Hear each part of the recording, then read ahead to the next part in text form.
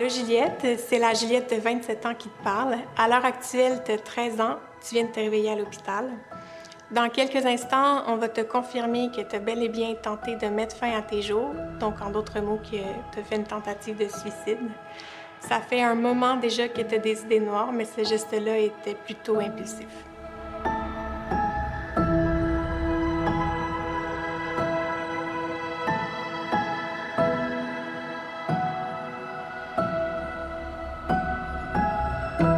Hier, tu as regardé ton agenda et tu as senti monter en toi une énième crise d'anxiété. Puis tu t'es dit, je peux plus continuer comme ça, c'est trop. Et c'est là que tu as décidé très machinalement de poser un geste pour mettre fin à tes jours. Le reste des souvenirs est assez flou pour toi, c'est normal, c'est un souvenir qui n'est pas tout à fait confortable. Tu vas comprendre rapidement que tu voulais pas mourir. Tu voulais surtout et avant tout mettre fin à la souffrance. Puis tu vas t'en vouloir beaucoup de ce geste-là. Je peux comprendre que tu t'en veuilles, mais je pense que c'est important que tu saches aujourd'hui qu'on est capable de faire preuve de compréhension envers nous. On est capable de faire preuve de bienveillance également.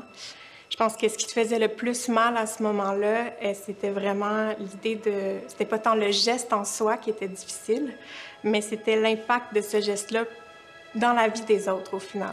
Donc, c'était d'avoir potentiellement blessé les autres autour de toi via ce geste-là. Donc, ça te donne une idée de à quel point il est temps que tu te priorises, finalement. La vraie chose que tu as fait pour toi à ce moment-là, c'est d'avoir saisi les chances que tu avais de t'aider de toutes tes forces. À ce moment-là, tu te sentais vide, tu te sentais épuisé, tu voyais plus d'issue, puis tu pouvais pas croire que toute ta vie allait être définie par cette détresse-là continue, en fait. Je veux que tu saches que je me sens ni coupable, ni honteuse, ni en colère de ce geste-là. C'est pas un geste que tu as commis dans le but de t'abandonner. C'est un geste que tu as commis dans une optique où tu voyais plus d'issue, tu avais l'impression que toute ta vie allait être définie par la détresse. Et à ce moment-là, c'est ça que tu as choisi de faire. Aujourd'hui, je suis vraiment capable de faire preuve de beaucoup plus de bienveillance quand je pense à nous à ce moment-là, de beaucoup plus de compréhension, de beaucoup plus d'amour aussi. Je pense que c'était une période où c'était très difficile pour toi.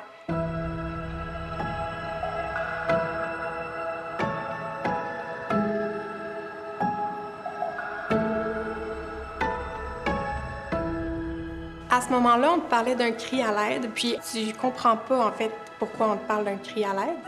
Parce que tu t'en reçois de l'aide à ce moment-là. Tu reçois beaucoup d'aide de manière plus formelle avec des intervenants. Tu reçois de l'aide de ta famille, de tes proches, de tes amis.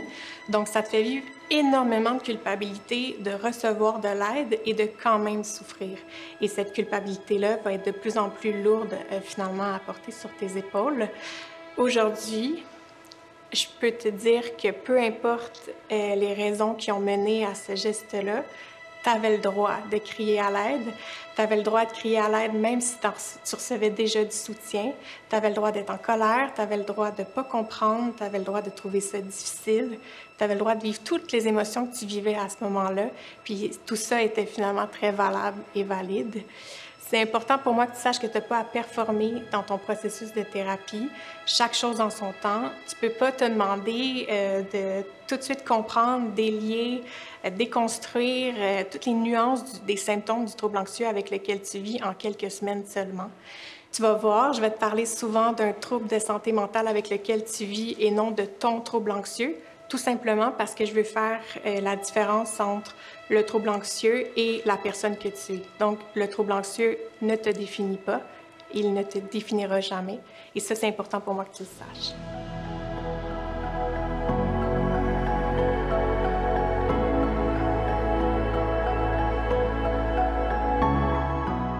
Rapidement, la médication va te permettre d'être fonctionnel au minimum. Tu vas recevoir aussi beaucoup d'aide, beaucoup de soutien de tes proches, de tes amis, de ta famille, des intervenants à l'école, des professeurs. Bon, tu vas avoir vraiment tout un filet de sécurité autour de toi.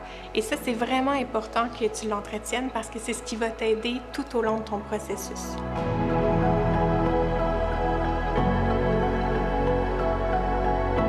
Ne restez pas seul dans la détresse. Appelez le 1-866-APPEL, 1-866-277-3553.